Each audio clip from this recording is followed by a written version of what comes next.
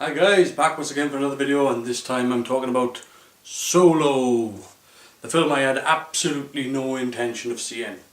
And if it wasn't for the fact that my friend said, "What are you doing this evening?"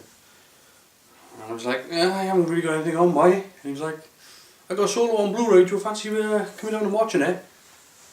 Not really. But since I haven't got anything on, I guess. And so I did. And here's what I thought of the film.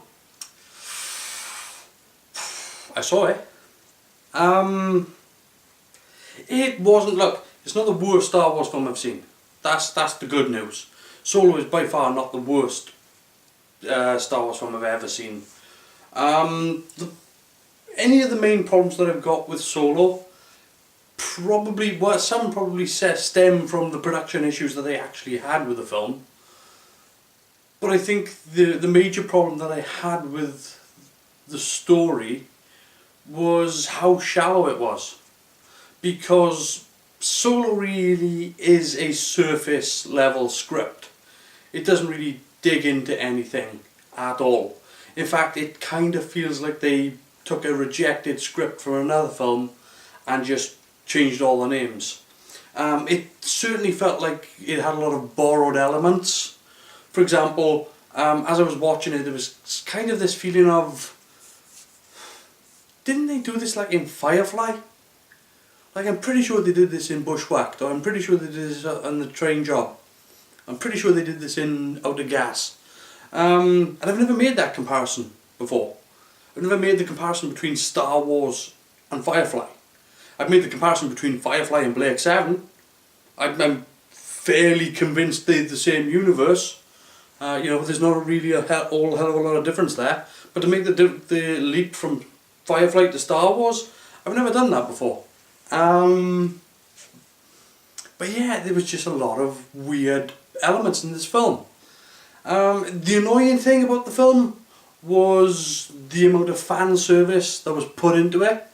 Like, every now and again, something would just go bing bing, fan service, and you'd just come in and just land it in your lap and then just swan off. And then 5 minutes later, bing bing, fan service. Why it's doing jazz hands, I don't know. I have no idea. But yeah, it was just like all the time throughout the film, and it didn't need it. And I think that's one of the problems I've got with the film, and why I think it's such a shallow script, is that you didn't need those moments. I think the focus of the script was in the wrong place. I think the entire movie should have been about the Kessel Run, as opposed to just like, the last 2 minutes, tack it on at the end. It didn't feel big in that sort of sense. It kind of felt like a fan film, And that's doing fan films a bit of a disservice, because I think some fan films out there actually do try to put a new story over and not just recycle these characters. But yeah, that's what it felt like. There was a lot of fan stuff going on in this film. Don't get me wrong, right? The Indiana Jones stuff that they referenced in this film, I liked. I thought that was quite nice to put it in there, because considering that they did it in Indiana Jones, where they put the Star Wars stuff in there, I thought that was quite nice.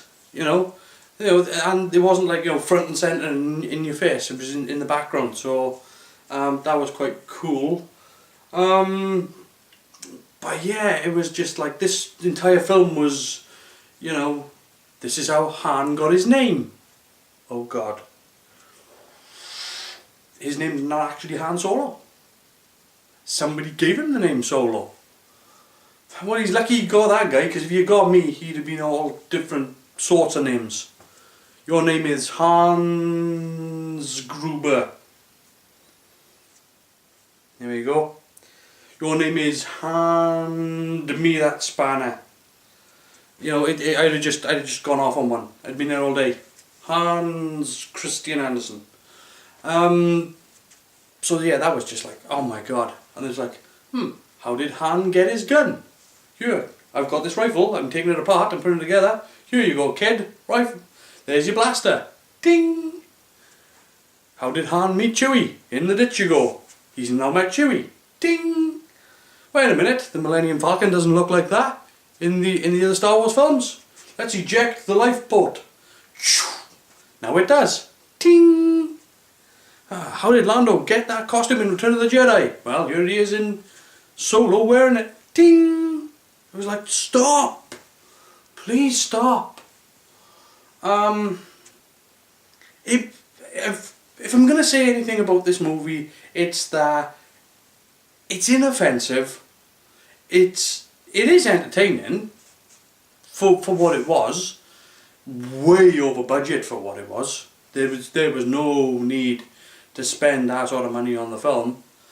And I think had they spent it a lot less on the film, it might have worked out better, because at least they would have had to have worked creatively to make the film work.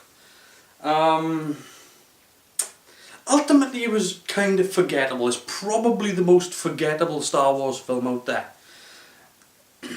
The villains that were put in there, I just didn't think those villains were very good, I'm sorry to say. And unless you're a fan of Clone Wars and Rebels, you didn't get the whole Darth Maul thing at the end.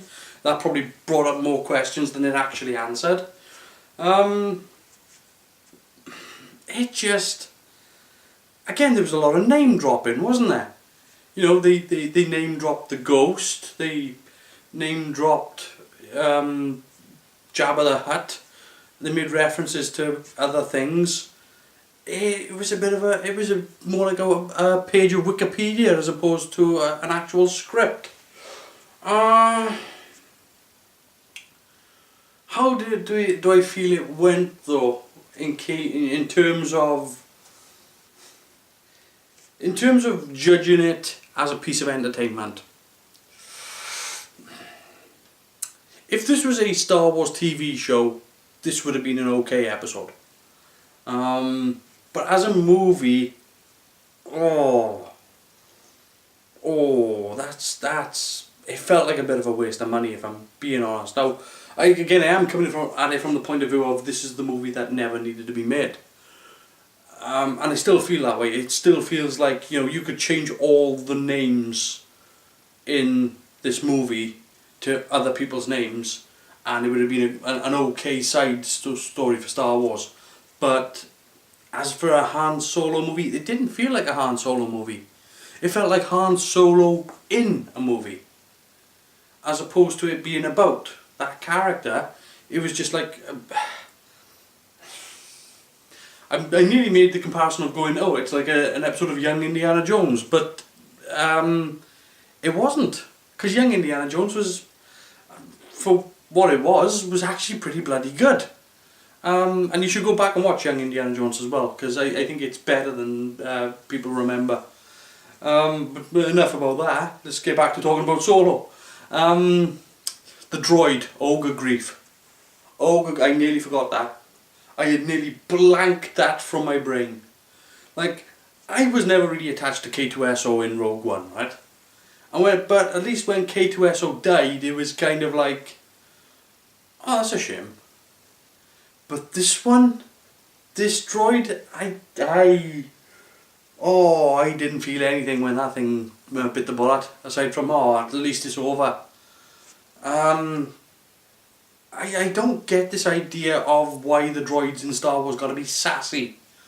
I think it depletes from the other droids that we've already got. The ones with a little bit of glib attitude to them. The sarcasm and whatnot. I think they've taken what you could do with C-3PO and grafted it onto these other droids and given them all these sort of personalities, and it kind of takes away from C-3PO. And I didn't like this droid either. It was just like, this droid is just sass and walks with a strut, and it just, like, I can't wait for that thing to get shot. Just promise me that thing gets shot. So yeah, it was a bit of a nothing script. It was a bit of a nothing story. It was a lot of fan service. It was ultimately harmless in what it did. I definitely, if I'm going to recommend that you want to know sort of prequel, in between prequel and episode 4 stories, I would say watch Clone Wars and Rebels. I wouldn't watch this. But it didn't do anything. It didn't do anything offensive to Star Wars. That might also be a bit of a problem though, because even if you're one of these people that loves or hates The Last Jedi, at least it's moved you in that direction. This movie is kind of coming under the radar, and again, it's ultimately forgettable. It's not a bad movie, it's not a good movie, it just is a movie. I don't think really I've got anything more I can say about Solo, really. The character performances were pretty good. There you go. Emilia Clarke picks another project which doesn't really do her any favours.